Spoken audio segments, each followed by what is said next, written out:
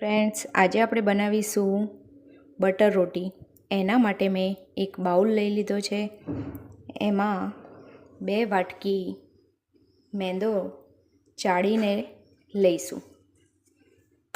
મેંદો ચાળવા માટે ચાળણી લઈ લીધી છે અને મેદાને ચાળી લઈએ.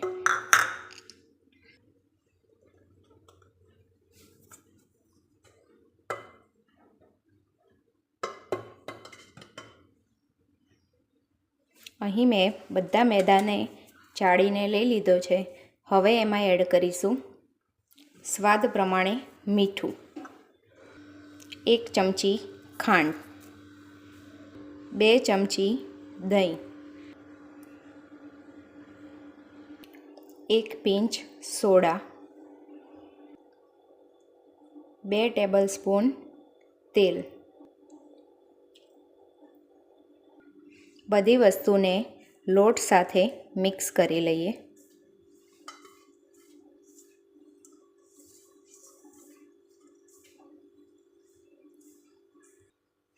લોટ સાથે બધી વસ્તુને મિક્સ કરી લીધી છે અને હવે લોટ બાંધી દઈશું. એના માટે મેં ગરમ પાણી લીધું છે. એને થોડું થોડું કરીને લોટ બાંધી લઈએ. પાણીને વધારે ગરમ નથી કરવાનું. આપણી આંગળી ટચ થાય એટલું જ પાણી ગરમ લેવાનું છે. આ રીતે લોટ બાંધીને તૈયાર કરી લીધો છે. હવે એમાં થોડું તેલ ઉમેરી એને ચીકણો કરી લઈએ. એમાં એડ કરીશું તેલ. આ રીતે લોટને ચીકણો કરી લઈએ.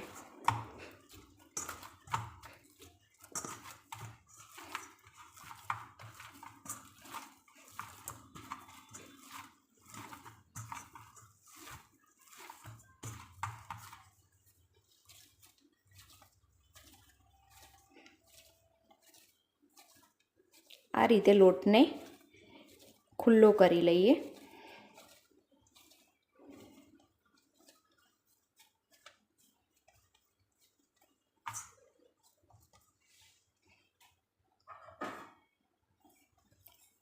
એક ડબ્બામાં લોટને 3 થી 4 કલાક માટે રેસ્ટ આપી દઈશું.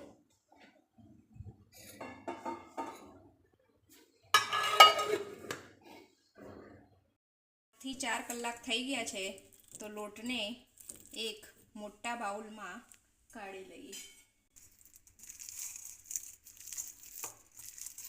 તો સરસ લોટ તૈયાર થઈ ગયો છે.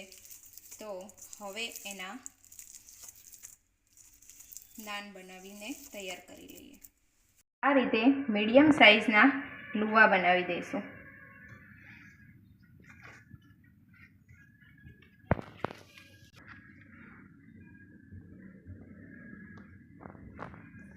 આ માપથી 7 જેવા લુવા બનાવીને તૈયાર કરી લીધા છે. હવે એને વણી લઈએ. ગેસ પર તવીને ગરમ કરવા માટે મૂકી દીધી છે. લુવાને આ રીતે લોટમાં એડ કરીને વણીને તૈયાર કરી લઈએ. આ રીતે રોટી વણીને તૈયાર કરી લીધી છે. એક બાઉલમાં પાણી લીધું છે અને એને આ રીતે લગાવી દઈશું. જે બાજુ પાણી લગાવ્યું હોય એ બાજુ તવી ઉપર એડ કરવાની. અહીં પાણી લગાવી દીધું છે. હવે તવી ઉપર નાખી દઈશું. ગેસની ફ્લેમ ફૂલ રાખવાની. હવે તવીને આ રીતે પલટાવીને રોટીને શેકી દેવાની.